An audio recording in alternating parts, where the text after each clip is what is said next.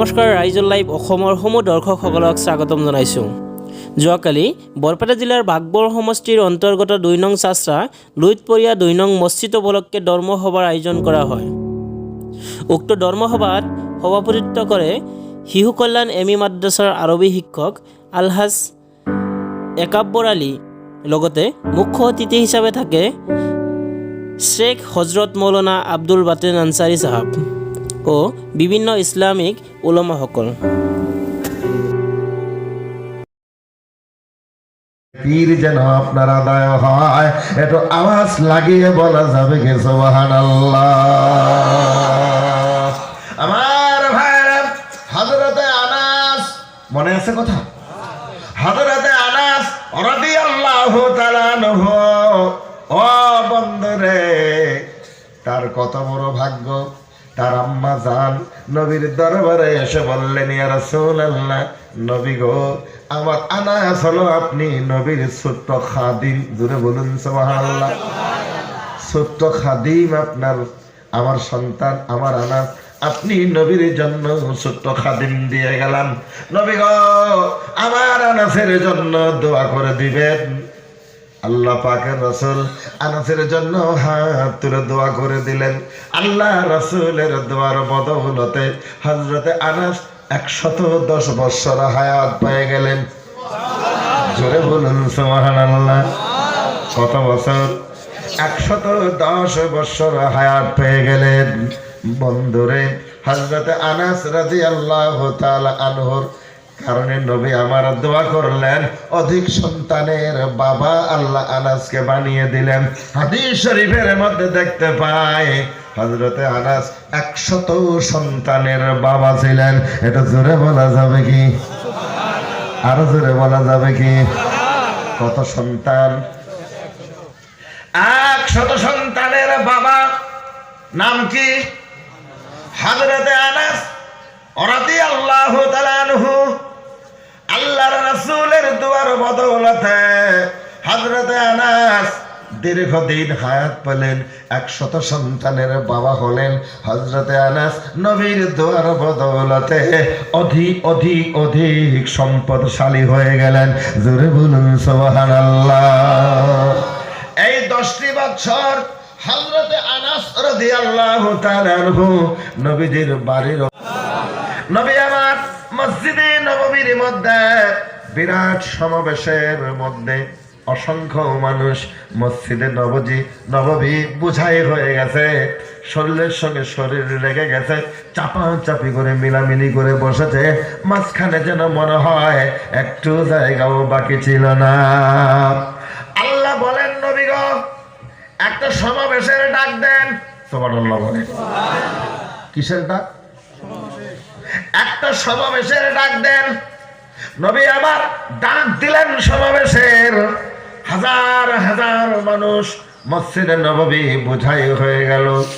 বন্ধুরে, গাছের ডালে মানুষ বসলো, ঘরের ছাদে মানুষ বসলো।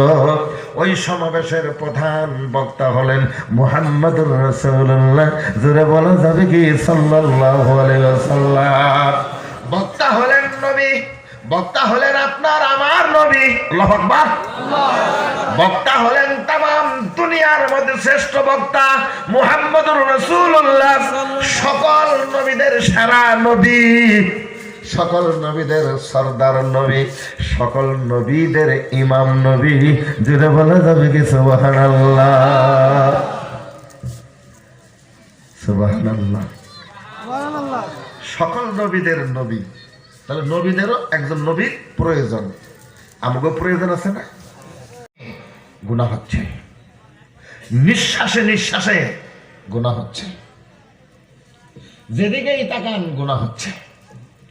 আমার ভাইরা, এই কারণে বলি, বক্তা হলেন মুহাম্মদুর রাসূলুল্লাহ, শ্রোতা হলেন সাহাবায়ে কেরাম। সুবহানাল্লাহ বলেন।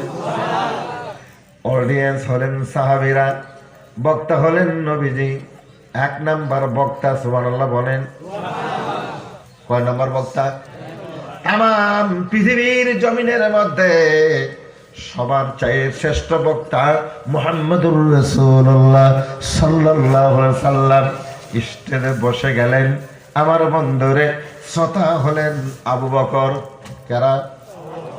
শ্রোতা হলেন আবু বকর, শ্রোতা হলেন ওমর, শ্রোতা হলেন আলী, শ্রোতা হচ্ছেন উসমান, শ্রোতা হচ্ছেন হযরত আবু যর গিফারী, বড় বড় জলিলুল কদর সাহাবী। আমার বন্ধুরে এরা হলেন নবীর শ্রোতা, বক্তা হলেন নবীজি। শ্রোতা শ্রোতা বক্তাও যেমন, শ্রোতাও দুরা বলেন, শ্রোতাও তেমন বক্তা যেমন, শ্রোতাও তেমন।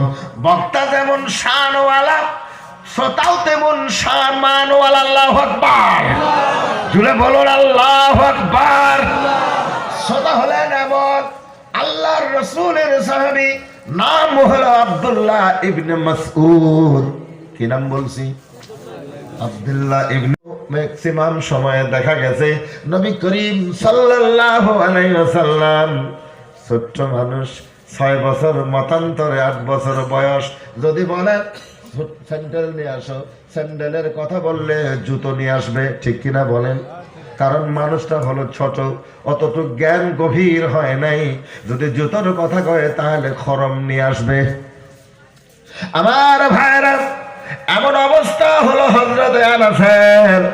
নবীর কাছে আনাস বলেন, এই 10টা বৎসরের মধ্যে আমি যত কাজ উল্টো পাল্টা ভাবে করে ফেলেছি, এই কারণে নবীজি কোনদিন আমাকে একটা জোরে ধমক দিয়ে বললেন, আই সুবহানাল্লাহ বলেন, সুবহানাল্লাহ। একটাও ধমক দিলেন নাই, তুমি এটা কেন করছো, এটা কেন করো নাই, এমন ধমক একদিনও দিলেন না। জোরে বলুন সুবহানাল্লাহ। আল্লাহর নবী এই সাহাবী নাম কি বললাম? হযরতে আনাস রাদিয়াল্লাহু তাআলা আনহু থেকে একটি হাদিস বুখারী শরীফের মধ্যে বর্ণনা করা হয়েছে। জোরে বলুন সুবহানাল্লাহ। আন আনাস রাদিয়াল্লাহু তাআলা আনহু আন্না রাজুলান আন্না রাসূলুল্লাহ সাল্লাল্লাহু আলাইহি ওয়াসাল্লাম মাতাসসা। নবী গো